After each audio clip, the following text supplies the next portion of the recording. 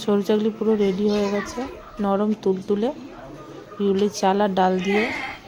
ফ্লেভারটাও খুব সুন্দর, এর সঙ্গে নলেন গুড়, জাস্ট অসাধারণ।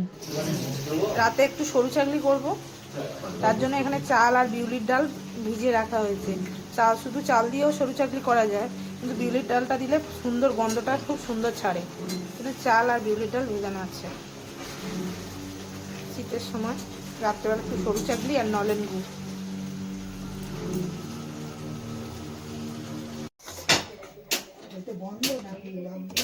লক করা, পেস্ট করা হয়ে গেছে বিউলির ডাল আর চাল।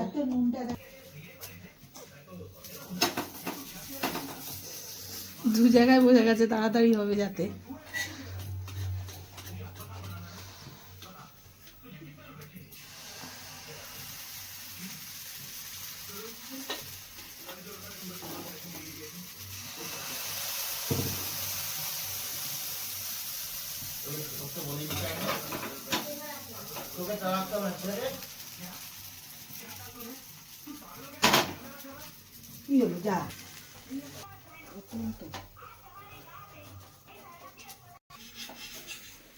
সেটা ইয়ে পিঠের মতন হচ্ছে। আমার মেয়ের খিদে পেয়ে গেছে। পিঠে দেখে খিদে পেয়ে গেছে, এই যে গুড় নিয়ে পিঠে খেতে বসে গেছে। আর ওর বাবা ওর বই মলাট করছে।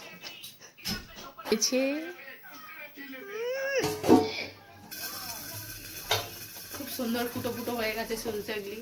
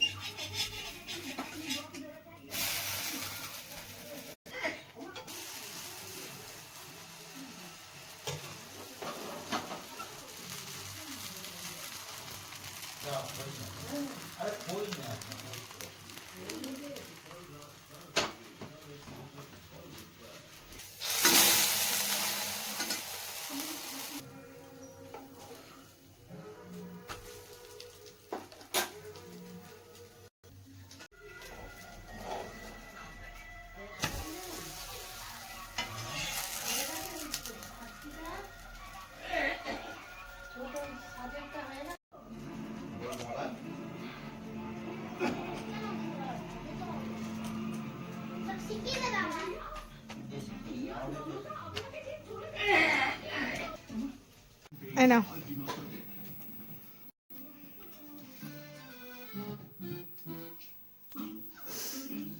সরু চাকলি ভালো করে নলেন গুড় দিয়ে ভিজিয়ে না খেলে এরকম ভাবে ভালো লাগবে না। জিভটা কিভাবে কেমন হয়েছে? বাম্পার। কি বানিয়েছো এটা? খেয়ে দেখো কি।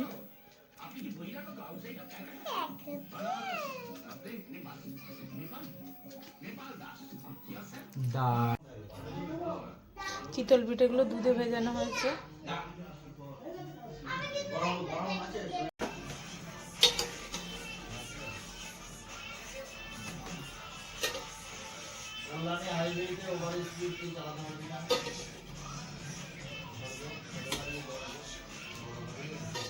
দিল্লি রোডে কোথায় বলতো?